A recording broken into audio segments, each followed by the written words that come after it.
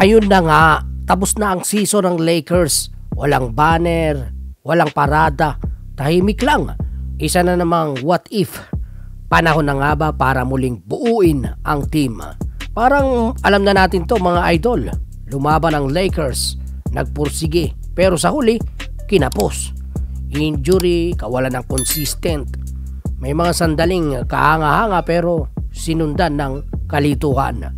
Si LBJ ginawa na ang lahat sa edad na Lolo Lebron na ang tawag sa kanya, pero parang hindi siya tumatanda.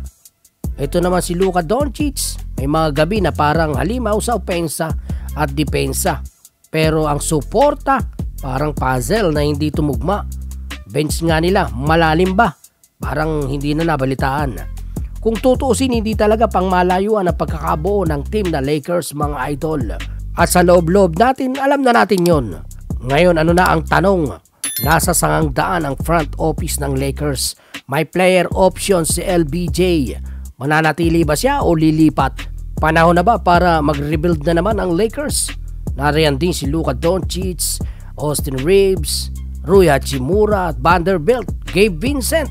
Parte ba sila ng hinaharap o ilalagay sa trading block? May mga malaking desisyon si Rob Pelinka at ang Lakers.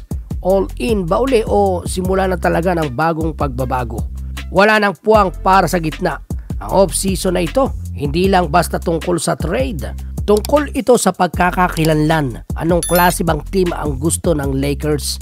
Pero alam mo, ang rebuild, hindi man laging restart, may mga bagay pa rin ang Lakers na wala sa ibang teams. Star power, championship experience, at fans siyempre sa buong mundo na hindi bumibitaw. Siguro panahon na para huminto sa madali ang solusyon at magsimula ng tunay na pundasyon. Mga kabataan, may chemistry, may direksyon.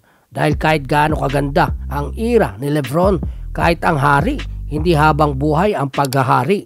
Tapos na ang season ng Lakers mga idol, pero ang susunod na hakbang, pwedeng bumuo ng bagong dekada ng tagumpay. Rebuild ang darating. Ang tanong, tama kaya ang susunod na hakbang ng Lakers? Yan mga idol, anong masasabi mo sa video natin for today? Mag-comment ka na lamang sa ibaba at huwag mong kalilimutang mag-subscribe kung bago ka pa lamang. Bisitahin mo din ang ating Facebook page. Basketball ko, ipapakita ang mga laro, mga tunay na pambato sa court. Dito ay pabilis, hindi ka pwede ma-short. Papakita ang bakbakan sa loob ng court. Pagalingan ang dating, bawat puto sa ring. Basketball ang labanan at wala kang kasing. Basta basketball ang usapan na kay dyan ang tingin. Dito lang yan sa Basketball Talk. Basketball Talk. Puso sa puso, laban ang pagalingan dito. Pabilisan at diskarte yan na